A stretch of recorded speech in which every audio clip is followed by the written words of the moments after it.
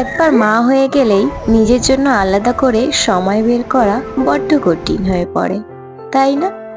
স্নান, খাওয়া দাওয়া, ঘুম সব ভুলে গিয়ে সারাদিন ওই ছোট্ট প্রাণটাকে যত্ন করতে করতে সময়গুলো যেন আলোর গতিবেগের চেয়েও দ্রুত গতিবেগে চলে যায়।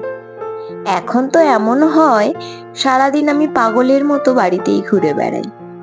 মাঝে মাঝে ঘুম থেকে উঠে ব্রাশ করেছি কিনা সেটাও বলে যাই, কিন্তু কখনোই ভুলে যাই না আমার ছোট্ট প্রাণটাকে টাইমে টাইমে খাওয়ানো, ঘুম পড়ানো, সময় করে স্নান করানো, ডাইপার চেঞ্জ করানো, এমনকি ও জেগে থাকলে পরে ওর সাথে বকবক করা।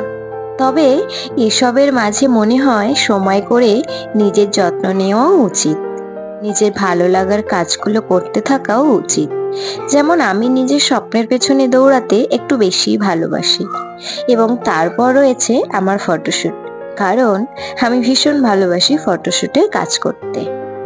তা সেটা হোক কোনো ফটোশুটের ওয়াক, কিংবা একটু সেজেগুজে বাড়িতেই ফটো তোলা পার্সোনাল ক্যামেরাম্যান দিয়ে, আর সেটা হলো আমার হাজবেন্ড। তোমাদের এরকম পার্সোনাল ক্যামেরাম্যান কার কার আছে কমেন্ট করতে কিন্তু ভুলো না। আজকের মতো টাটা।